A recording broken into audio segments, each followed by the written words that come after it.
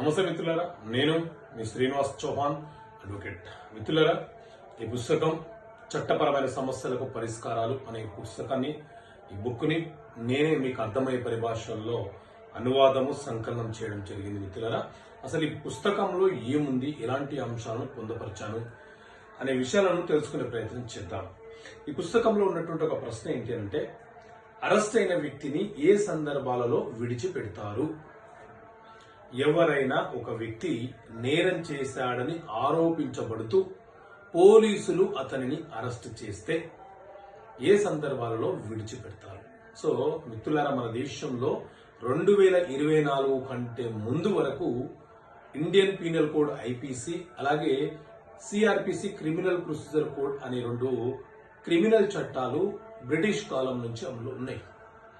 IPC చట్టం ఏం చెప్తుంది అంటే, ఎవరైనా ఏదైనా ఒక నేరం చేస్తే ఏం నేరం చేశాడో ఆ నేరానికి సంబంధించిన సెక్షన్తో అతని మీద ఒక ఎఫ్ఐఆర్ నమోదు చేసి ఎంత కాలం పాటు ఆ నేరానికి శిక్ష విధించాలో చెప్పే చట్టమే ఈ ఐపీసీ చట్టం.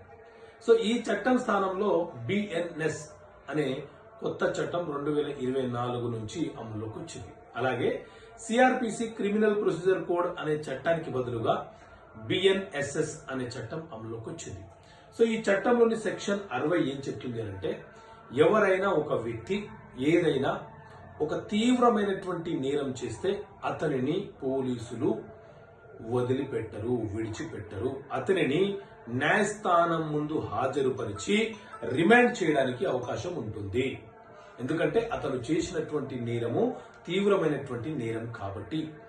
అదే ఒక వ్యక్తి ఒక చిన్న అఫెన్స్, ఒక స్మాల్ అఫెన్స్ చేస్తే అతనిని బాండ్ మీద కానీ లేకపోతే స్టేషన్ బెయిల్ మీద కానీ విడుదల చేయడానికి అవకాశం ఉంటుంది.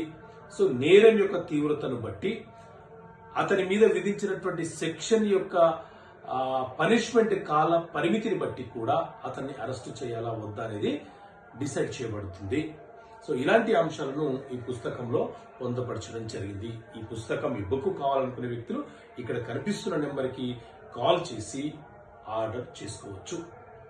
ఓకే మిత్రులారా, థ్యాంక్ యూ. జై హింద్.